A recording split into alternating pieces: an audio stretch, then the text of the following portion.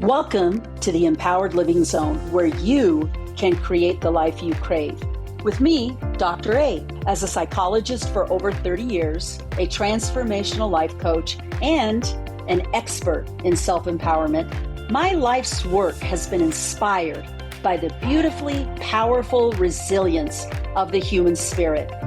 We will share stories and successes of people who have not only overcome personal adversity, but have used their traumas and hardships courageously as a springboard into greatness.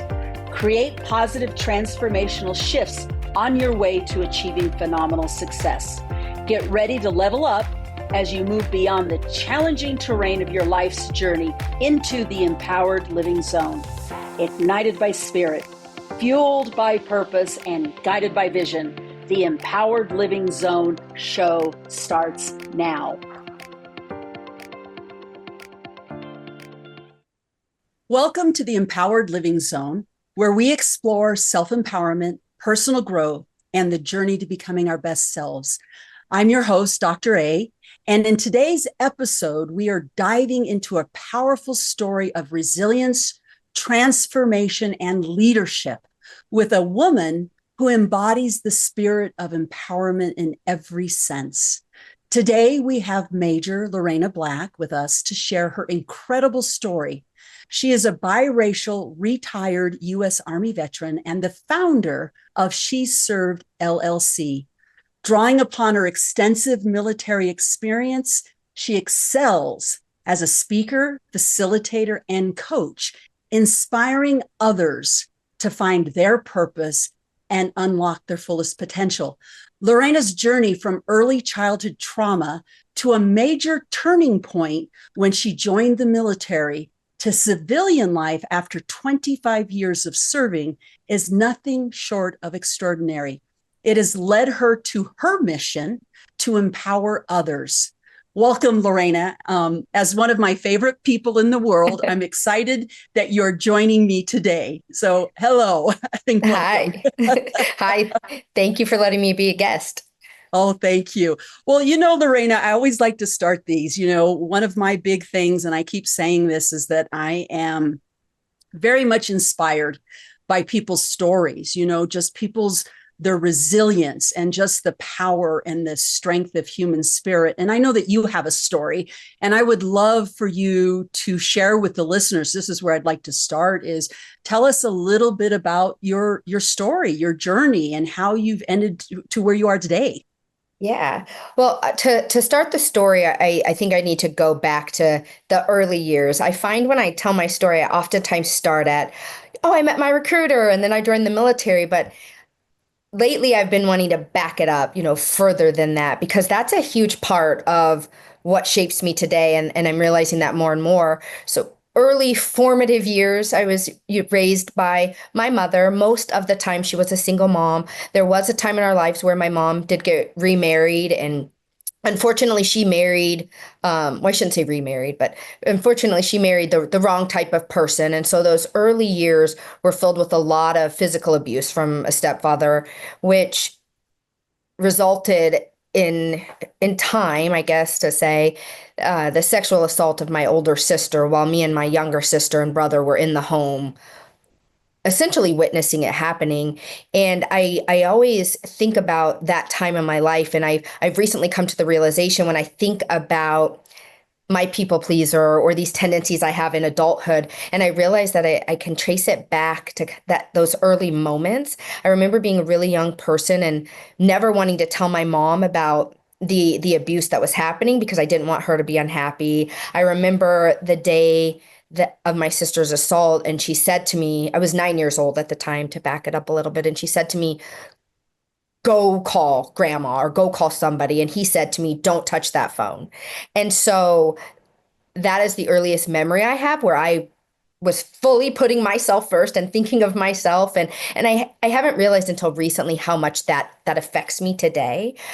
Fast forward through that, my mother did the best that she could with us, single mom, getting assistance from the state, on welfare, all of those things, just putting all of those early childhood things in a box and thinking about my life kind of from after that on, and just being raised by a single mom and people thinking that, my siblings and I were statistics and we were only going to amount to so much, fast forwarding up to not understanding how to apply to college or to go to college or any of those things. And that's why I found myself in the military. And one of the things that I realized really early on in the military is that pleaser, those tendencies I developed when I was younger, were actually helping me in my service, because I'm like, if I please, if I'm where I'm supposed to be, when I'm supposed to be there, doing what I'm supposed to do, making other people happy, I'm safe and I don't get in trouble. I don't get yelled at. Nobody's hitting me. And so in an odd way, those early years helped me fit in the military. I like to joke and say, well, it's not really a joke, it's very serious, but I didn't always fit perfectly. I was a bit of a slow starter with certain things in the military. I understood the being in the right place and stuff, but I made a lot of, silly mistakes as a private. But I continued my service. My mom thought I was crazy when I joined the military. Everybody did, but it gave me an opportunity for a different life. And I took advantage of every single thing I could get from the military, from the education to learning how to be a leader to traveling the world, to everything that I could get. I got out of it. And I really grew into the leader that I am today, just from my time in the military, and had my kids throughout it, went through divorce, went through all of the things. And I don't know how much you want me to really go into detail about stuff, so I'll pause there and see. No. It's interesting. There's a couple of things that you brought up, Lorena. I think this is interesting. That something that really struck me is you said that oftentimes when I share my story, I start with my going into the service. And I'm guessing you were 18. It was right out of high school that you went into the service. Mm-hmm. And I'm struck by that because I'm wondering what I know that you now recognize, well, wait a minute, there's more than just that's not where my story starts. My story starts as a child, of course.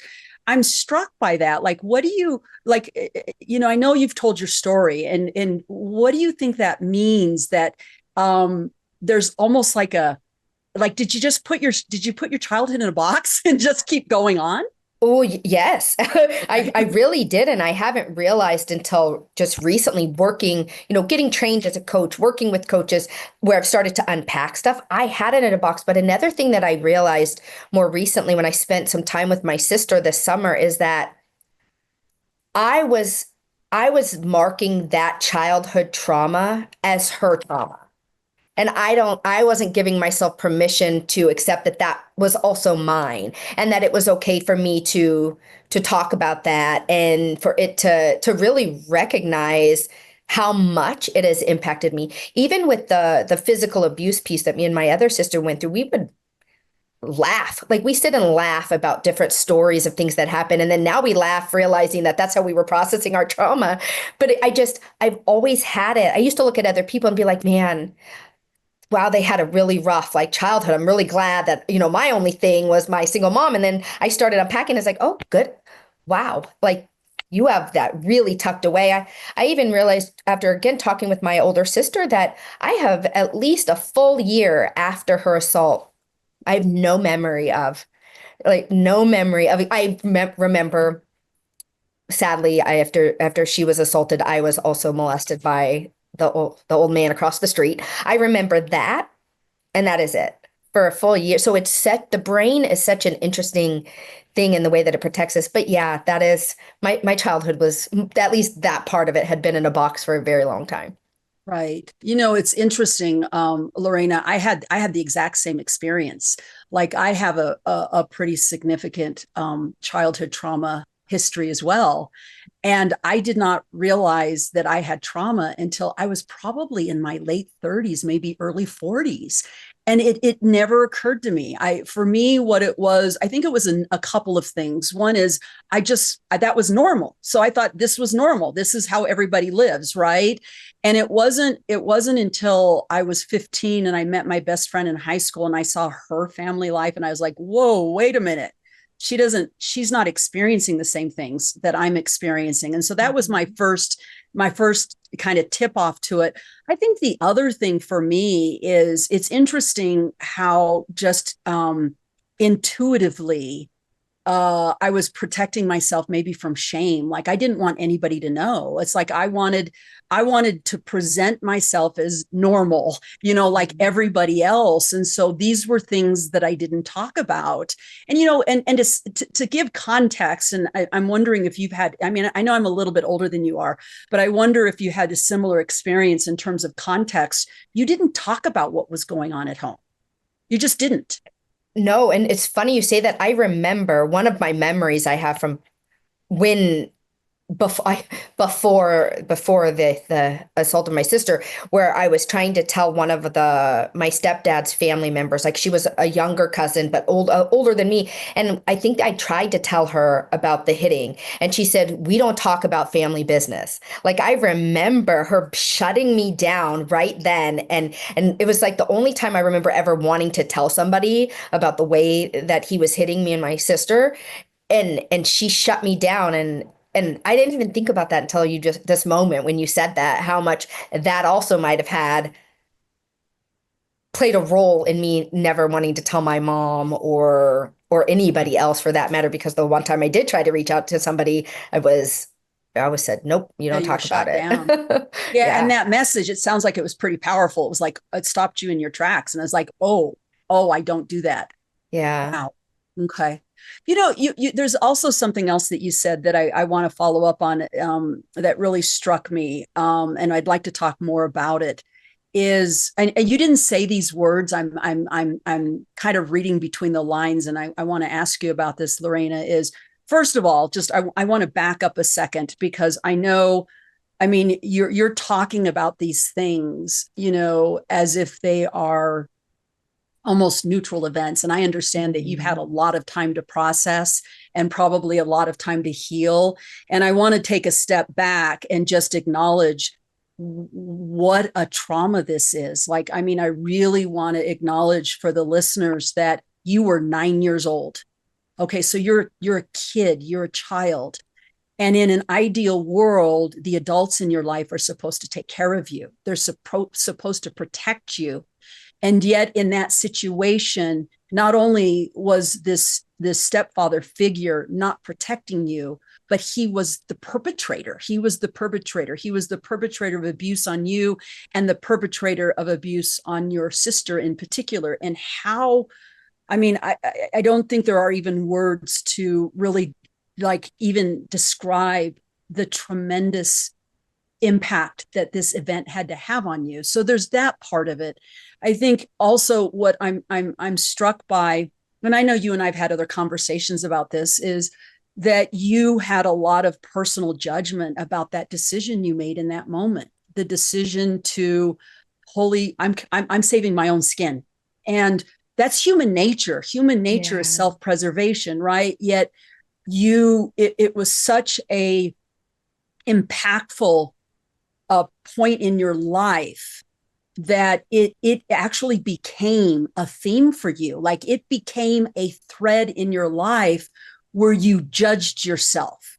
And so in that moment, it became a pivotal moment in your life that changed the trajectory of your life from, okay, I feel incredible amount of guilt about saving myself and taking care of myself, that you went to the opposite extreme. And the opposite extreme was, I'm giving up on myself and I'm going to make everybody else happy. And then you judge that, of course, right? Yeah. Judge the people pleasing part of you. And I'm curious about like, what relationship have you had? And not just now, but if you think about your relationship to people pleasing, what's that evolution been like for you? Yeah. Well, first, if I could go back to something you said about, I realized that the I'm not healed. I guess I'll say that. Like, you mentioned like probably healed. I'm definitely not. And it is something that I've been unpacking since being asked you what my relationship to anger was. And it made me start thinking about this. And you hit something so spot on about, I to this day still carry a lot of judgment and guilt about one. I ask myself, had I told my mom that he was hitting us, would she have left him? And would he never have been able to do what he did to my sister?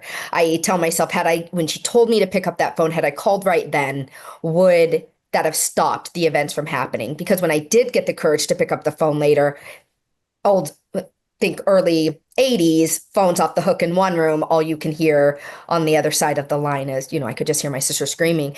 I beat myself up about in that moment that I had thought about, should I go jump the fence and go call the police, like all these things. But I still hold a lot of judgment, even though my sister is trying to help release me from that. It's still something that I hold on to. And the pleasing thing, I didn't even have a name for it until about 2 years ago, that is what I was doing. And I found myself in so many situations throughout my life where I would do things I didn't want to do because I didn't want somebody else to be upset. Either I didn't want them to be upset with me, I didn't want their feelings to be hurt. I did any of it. I wanted the other person to be happy, so much to where I would make myself sick trying to juggle, I guess, between what other people wanted and trying to keep everybody happy. And I'm getting to a place where I am really working to put myself first more often. And I am looking to, I feel called to serve. Like I named my company is called She Served. It's figuring out, okay, when am I in serving mode and when am I in pleasing mode?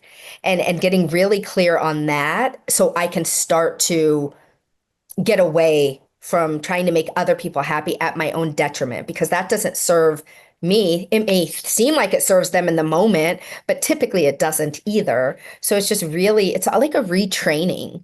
I'm trying to retrain myself to be a little bit different. Mm-hmm. I'm curious as your relationship to people pleasing is evolving, right? Mhm. What I wonder about is I know that we have a tendency, the thing that we don't like about ourselves. We have the tendency to make it bad. We judge it as Mhm. a bad thing. And it's an all or nothing kind of thing. It's like, okay, I don't like this thing about me and I would like to just completely eradicate it. Can we surgically remove it? Yeah. And I'm curious about your own relationship with people pleasing. You said something that I think I really want the listeners to hear this, because I think this is a really important part of our journey as humans. Our human experience is really recognizing that those things, those experiences we've had and how they've changed who we are or how they form who we are, that we have a tendency to make them all bad, like let's Mhm. get rid of it. And what I was struck by is you said the thing that I didn't like about myself, the people pleasing actually served me. It actually Mhm. helped me in my experience in the military. And say a little bit more, like give more detail. I'm curious about how this thing that you've judged actually served you in some way in your experience. Yeah. Well, first I have to say that I couldn't even get to a point where I could recognize that it served me until I did this exercise where I had to write my people pleaser, aka Little Lorena, a letter. And so I did, and you may remember that I did this Yeah. exercise, but what I had to do is I sat down and I started writing this letter to myself, and it started out with, I'm really sorry that I'm looking at you as you're bad and you're wrong and that I want you to go away. Because I recognized that my pleaser did keep me safe when I was little. That it kept me safe. When I was in the military, it did keep me safe.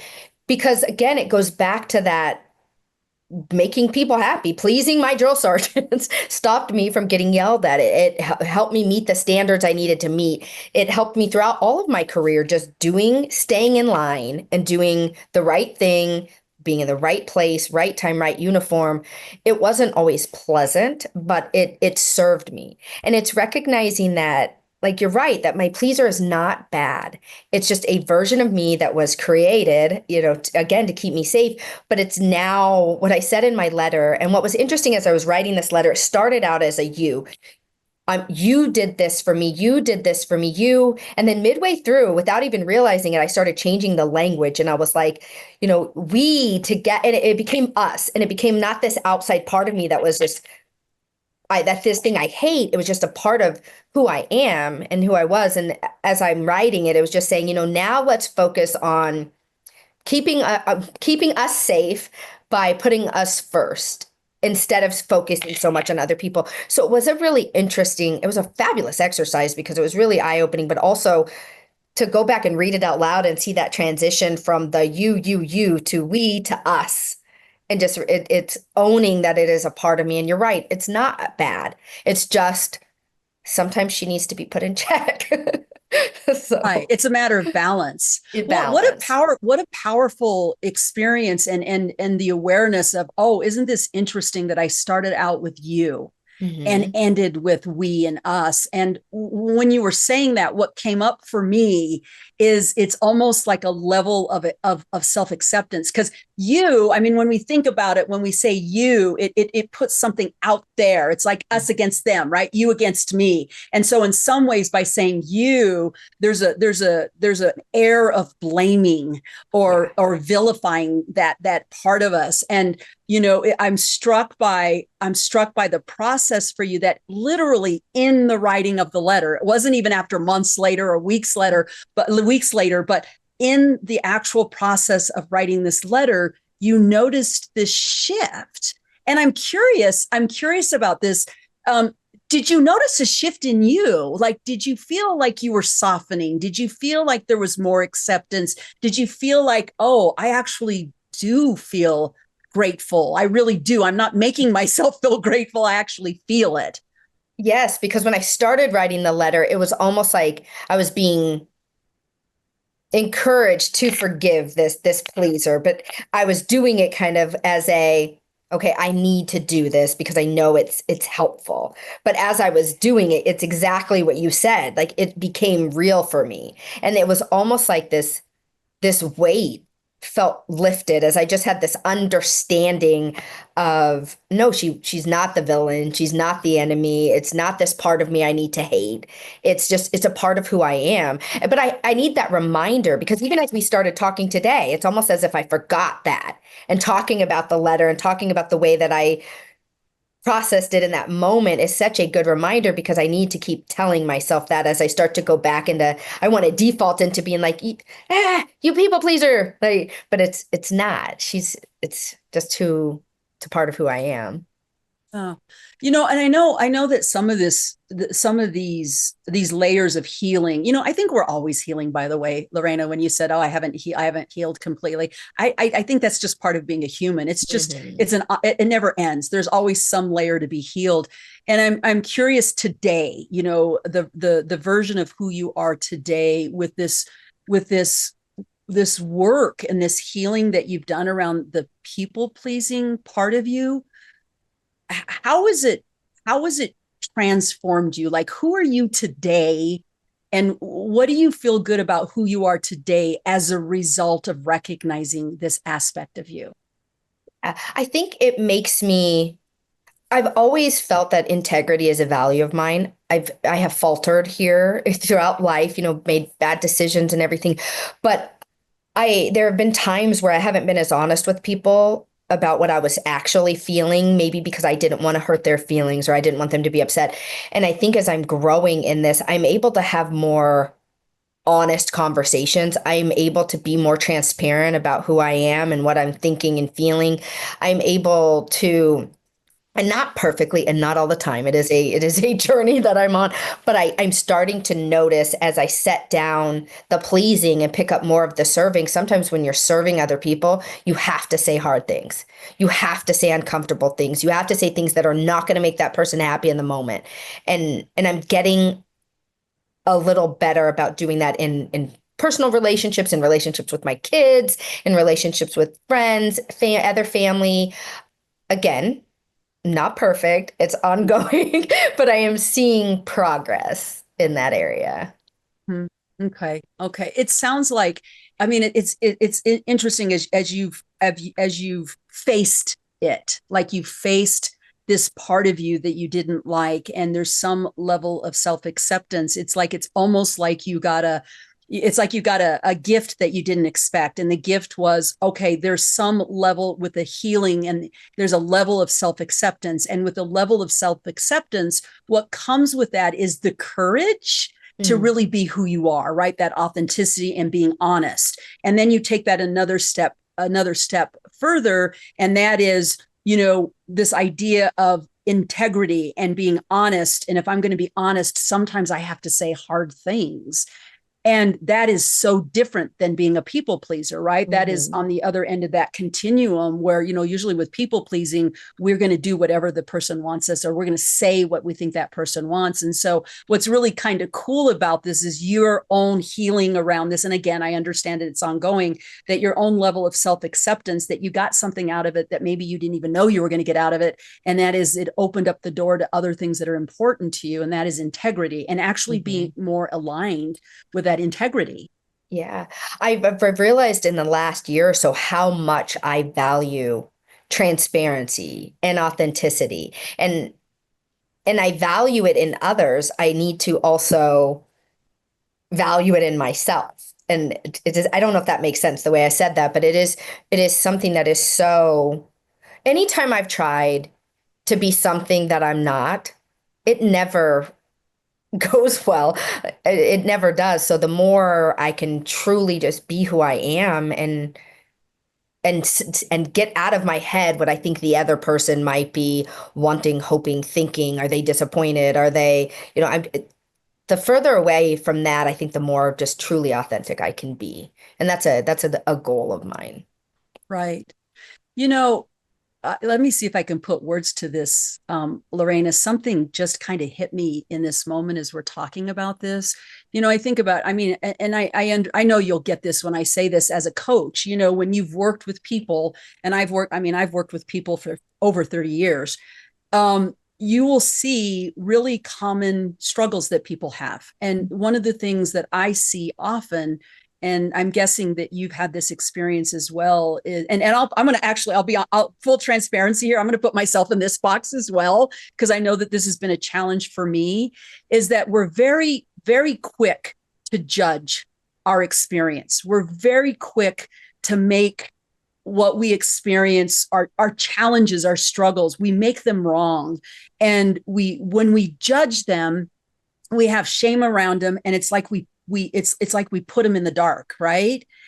And as you were talking about this, and this is a message that you know, just spontaneously happened as we're having this conversation. And I really, to me, this is a golden nugget. This is a golden nugget that I would love the listeners to really, really hear, is when we have the courage and trust. I'm going to say trust as well, that when we have the courage and the trust to really look at our experience openly and honestly, what it will do is we'll spend less time fighting it, and it holds us back. But what it does is it takes us to something that is really important. Like, it takes us to another level of realization and insight. And it's like an up leveling, it bumps us up. And so when you were talking about this, you know, here we're talking about people pleasing. And when you changed your relationship with it, and you leaned into it, and you accepted it, and you allowed it, it actually took you to something else. And then it took you to something else. So it took you from people pleasing and accepting that to recognizing, oh, here's something that I really value. I value integrity, and I value honesty. And when I allowed myself, when I accepted this about myself, and I allowed it to be, what it did is there was a level of self-acceptance. Then that self-acceptance led me to being more open and more authentic. And then I realized when I got there that transparency and authenticity was really important. And so what's cool is I'm hearing your story. I'm seeing these steps, like, because you were open to something rather than being ashamed of it and shutting it down, but being open to it. It's like it becomes each of the steps in your evolution, in your growth, in your healing. And it just gets better and better and better and better. Well, and what's cool about it is now that I have that awareness, I'm able to see when there's a values misalignment. I'm able to see, why is this situation rubbing me wrong? Or why is this person irritating me so much? And it oftentimes comes back to, oh, there's a lack of transparency in this situation. There's a lack of authenticity in this situation. And I start to become much more aware of that now that I'm aware of it in myself. Mm-hmm. Mm-hmm. Well, and I'm curious, and I know that we need to take a quick break. Of course, you got me curious about a lot of things. So what we're going to do is we're gonna follow that up because I'm curious. I have another question about that. We're going to leave the listeners hanging right now, but let's take a quick break. And we'll discuss that when we get back. So you're listening to the Empowered Living Zone with me, Dr. A, and my guest, Lorena Black, and we'll be right back.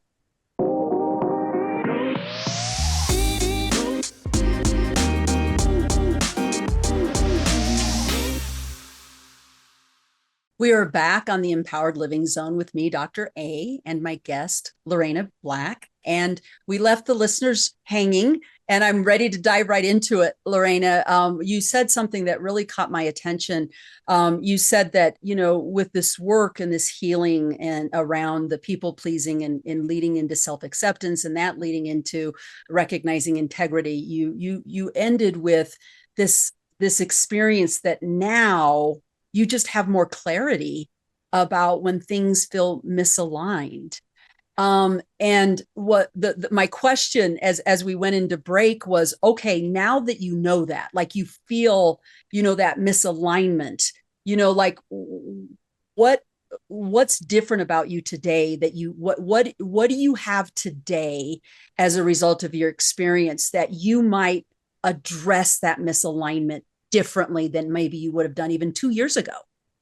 Yeah. In the past, I had the tendency to put it on myself. Like if I start to feel, say, disenchanted or I think disenchanted is the word with the situation.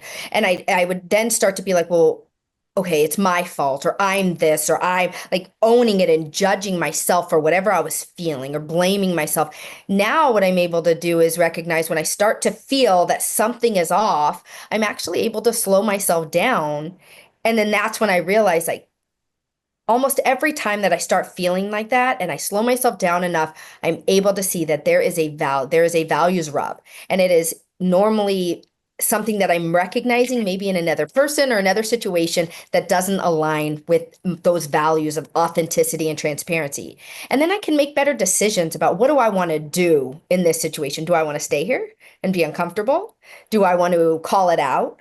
Which working on the courage part of calling out, those types of things. Or does that mean that maybe this is a sign that it's time to move on to something different, to remove myself from a situation, to take a leap in another area that I've been thinking about doing or something like that? And I don't know, does that answer the question? Yeah, it does. And what I think is really cool about this experience is I'm thinking about the contrast here, Lorena. It's like I think this is part of the human experience. And the human experience is we are either fighting and in resistance, right? Mm-hmm. And self-judgment is fighting, right? We're making ourselves wrong. And we get, I'm thinking about how we get so caught up in that. We get tangled in it and how much energy and angst that we can experience being tangled up in this, and that you've had this experience, and I love it. I can feel the freedom in it, that this self-acceptance really opened up this door and freed you from that. And not that it's 100%, yeah, like you said, we're always a work in progress, but what happened for you, and this is what I think is really cool, is in that you trusted. The opposite of fighting yourself is trusting your experience. There is something happening for me. My gut is telling me this isn't right. There's something wrong here, and that you go with it. It's empowering. It takes you. And again, you need the courage to actually act on what you learn. And I think that is that's just amazing. It's so exciting. Another thing that you just made me think of too is that what I've had the tendency to do too, and I fight through, is like, either I'm wrong, and if I'm making myself not wrong, that means the other person has to be wrong. And it's not that. Like, it doesn't have to be that either you're wrong or I'm wrong. Maybe we just don't have the same values, or maybe we just aren't aligned. It doesn't mean that either one of us are right or wrong. It's just, we're just not a good fit. And I mean in work situations, in friendships, in any of that. That's what I'm thinking about. But it's a great feeling to get away from well, in order for me to be right, you have to be wrong. And nobody had like removing the people from the problem kind of thing. It's just, it is what it is. There's a misalignment, and that's okay. It just means we don't need to stay stuck in it. Mm-hmm. Yeah. Yeah. I mean, wow. I'm happy for you. And I'm also impressed with all the growth and the healing. And this is cool. I'm curious, as we're talking about this, we're talking about this on a really personal level. Like these are personal life experiences. And I want to go back a moment because, the military was it was your almost your entire adult life. 25 years. I think you said, when did you retire? 2022? 2022. So it's been 2 years. And so the military was your almost entire adult life. And we're talking about all of this growth and this healing that you have done, Lorena. And I'm curious, what did the military serve in all of this? Like what did the military do for you? How did it form who you are and the Lorena sitting right in front of me today? I truly believe that joining the military changed my life completely. And I might get emotional here.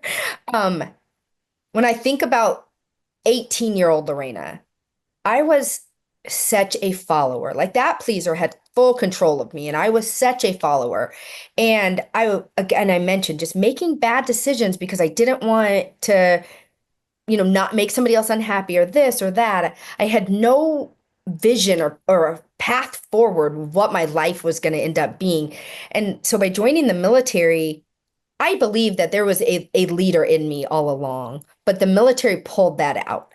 And it pulled out this desire to do things bigger than myself, to serve other people, it allowed me to get my bachelor's degree and my master's degree. It allowed me, again, like I'd mentioned, to live in Germany and Korea and to give my kids a life that they might not have had I stayed in Vancouver, Washington, and just continued on the path that I was going. So it has been huge. And even just the adversity that I faced in the military, having to go through some things and face them and come out on the other side of them stronger and not letting it define me or keep me down. Like it really taught me about just adaptability. And I said recently, like I was learning emotional intelligence in the military before I even realized that it was emotional intelligence. So I think about the competencies of emotional intelligence and all of that. I was learning all of that. And I grew up. Like I grew up in the military. I am a different person today than I was when I was 18 years old. And most of us are, right, as we grow. But being in the army wasn't always perfect. And I dealt with some really crappy things, but I wouldn't change it for the world because again, I get to be who I am today because of that growth that happened for me when I was in the military. Mm-hmm.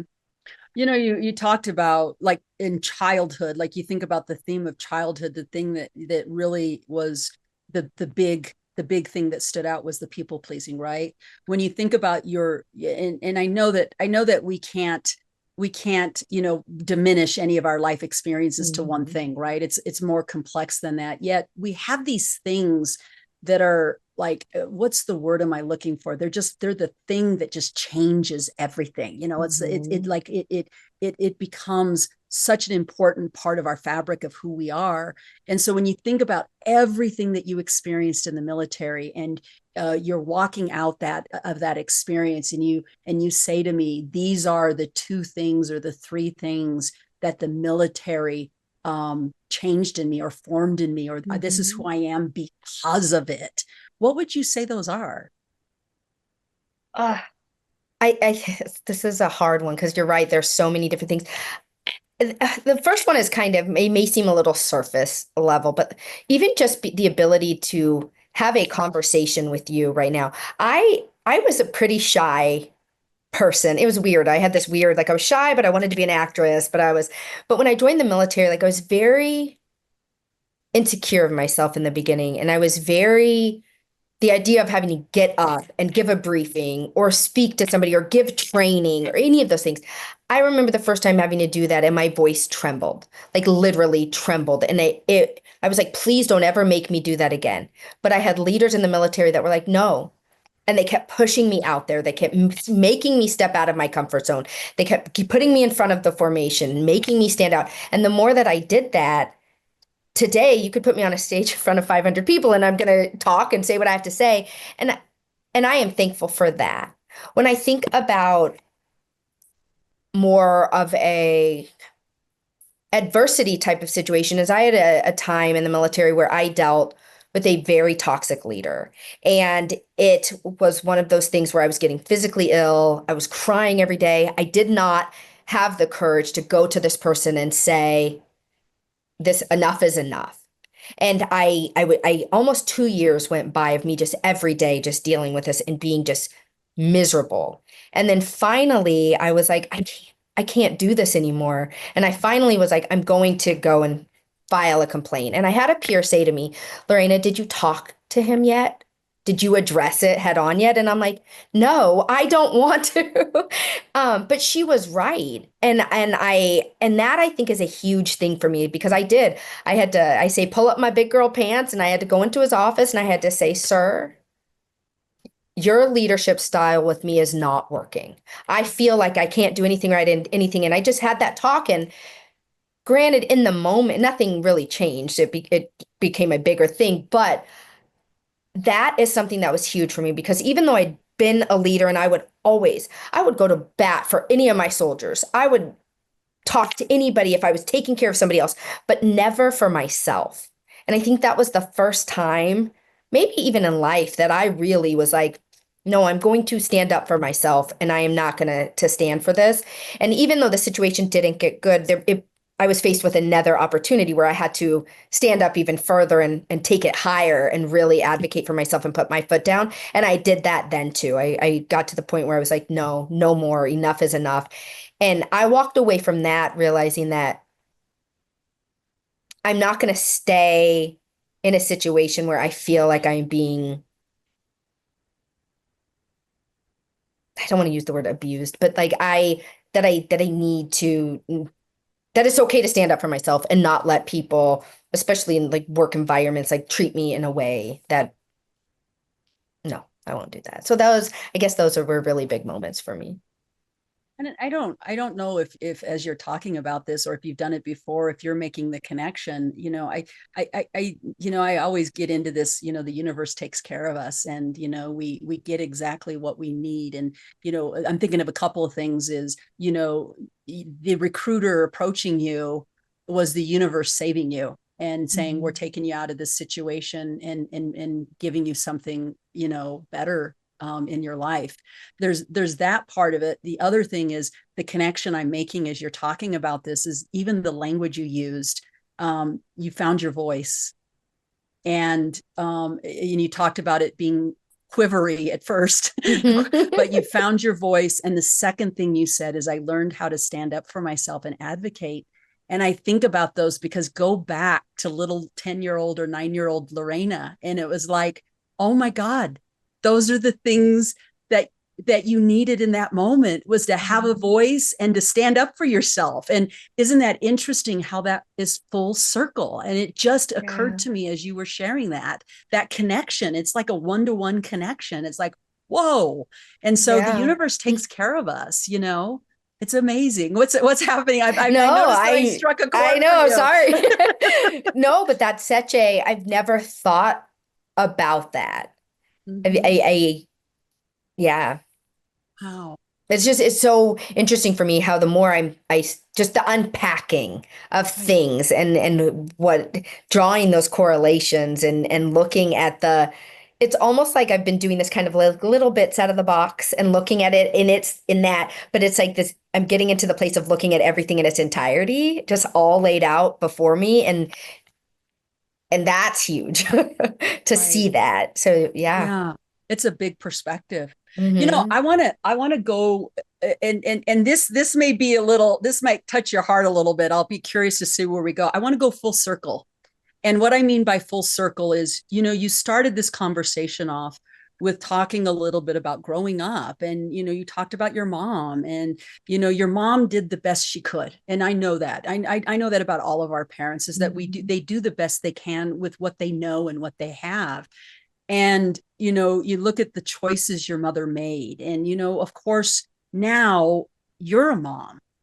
You have two daughters, And it's interesting how, we have our experiences as children and then we become parents, and it's almost like we revisit things, from a different perspective. And the perspective that we're visiting it from is the perspective that our parents occupied. And Mm-hmm. I'm curious as a mom. So you're straddling this. You're looking at your being a child and your mom's experience and what you observed. And now you're in her shoes with your daughters. Mm-hmm. And I'm curious about your perspective on that. Like what have you learned, or what's important to you? Like what do you want, for your daughters that Yeah. maybe your mother didn't know how to give to you? Yeah.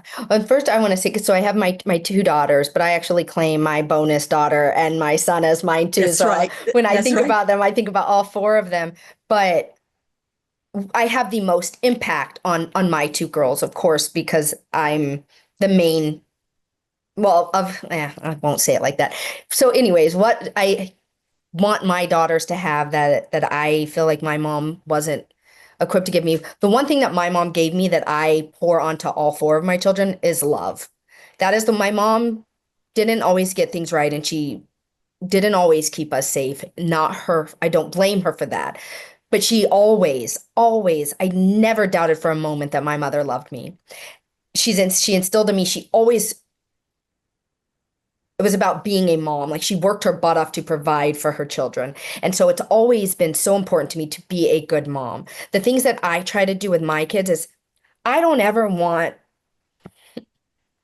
something bad to happen to my daughters and me not know about it because they didn't want to come talk to me about it. Whether it's because they felt that they had to protect me and keep me safe, or that they didn't trust what I would do with it. So I've tried very hard to have an open relationship with my girls where they know that they can come and talk to me about everything. That required me early on checking myself when they would say stuff that I was uncomfortable with.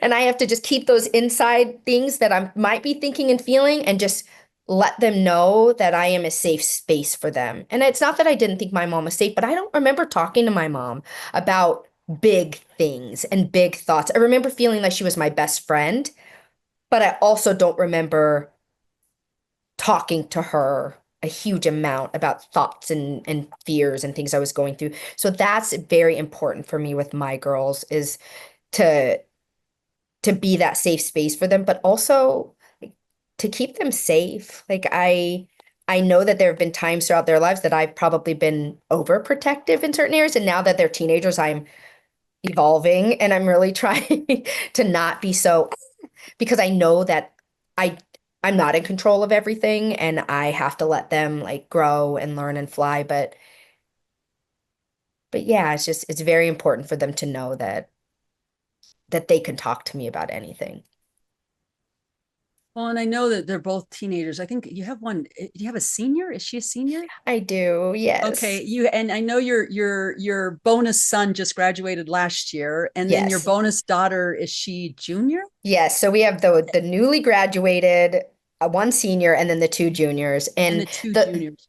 and the Okay. three at home are girls, and that's, I mean, that's hard. There's a lot of emotions and there's a lot of feelings, and my my bio 16-year-old is going through a lot of mental health challenges herself, and it's just, again, that's where that knowing that she can talk to me thing is huge right now, especially just as she's navigating all of the things and the emotions and the feelings and everything. I'm just trying to be here and be just that safe place for her. Oh. What is it? What is it? You think about your children, and particularly the ones that are home right now, and especially the one that's struggling right now. Think about when you were her age, Mhm. and what is the thing that you would want her to know that you wished you would have known at her age? That me as her mother, I see her and I see the pain. Like I remember being a teenager and I remember my mom was very hard on me, and my sister and brother got to get away with a murder, but she saw something in me that made her nervous. So she was very hard on me. But I remember being a teenager and taking a butter knife and cutting. And I didn't, I wanted just enough to make marks because I wanted my mom to see it, and she never noticed. And I remember being in a counseling session one time and be like, look what I had to just pull my, because she didn't see. And I love my mother so much, and miss her every day, but I wanted her to see me and to see that I was hurting. And my girls will never have to question that. They will never have to doubt that I see them, and I hurt when they hurt. And that is what I want them to, that's the big difference there. Well, and if you zoom out even further, I think, a big reason, a motivation of mine, or why I'm inspired to do this, Lorena, and I think about my own story. It was interesting. And I was thinking about, preparing for today, just mentally for our conversation. I was in my car and I was thinking about our times today. And one of the things that I'm excited about, I feel really alive about, is that we're shifting. And the thing, like if you look at social media, if you look at platforms, you're starting to see things that are hitting mainstream. Authenticity, own your story. And I'm excited about this because I think, I grew up at a time where you were ashamed of who you were, and you didn't want people to know. You didn't want to know the people to know what you've been through, because somehow it made you less than or broken or something. And what I'm loving is that we're getting this message. We're getting the message of own your story. It makes you who you are. And it's not the end of the game for you, because you've experienced hard stuff. Yeah. And I'm curious for you, when you think about your life, when you think about your challenges and the childhood trauma and the challenges of going through the military, and here you are today, and look at who you are today and where you are today. Like, if you had a message for the listeners, like what is your life? What's the message of what you've experienced? What do you want people to know? Yeah, I think more than anything is our challenges and our traumas, they are part of who we are, but they don't define us and they don't limit us. Like, really, they don't. And I love what you said about telling our story. And because the more that we do that, the more others can see themselves in our stories, the more others may feel empowered to push beyond maybe their own trauma or their own people pleaser or their own, whatever it is for them. But none of that has to limit us. Like, we can fight through whatever we've been through and come out on the other side even more powerful. Absolutely. Absolutely. That's where my phrase comes from: adversity as a springboard into greatness. Adversity does not have to hold us back. It does not have to limit us, but it can be something that we literally can catapult from into something even greater. Yeah. Lorena, thank you. I mean, I appreciate your sharing your story. I appreciate your transparency and your vulnerability. And I'm hoping that it's a gift for the listeners. Now, before we end today, if anybody wants to get in contact with you, wants to connect with you, would love to work with you, would love to see what the ways in which you serve, how are they able to get a hold of you? Yes, so you can find me. I'm on LinkedIn. My website is sheserved.co. My email is lorena@sheserved.co. I'm on Instagram. I'm on Facebook. I'm out there. So please reach out. Thank you. Thank you. I really appreciate it, Lorena. I really enjoyed this. Thank you. Now, if you've enjoyed this episode, please subscribe, leave a review, or share it with others who might benefit from the discussion. And if you want to work with me personally, please contact me through my website at www.empoweredlivingcoaching.com. And until the next time, stay empowered and take good care of yourself. Thank you. Thank you again, Lorena. Thank you so much.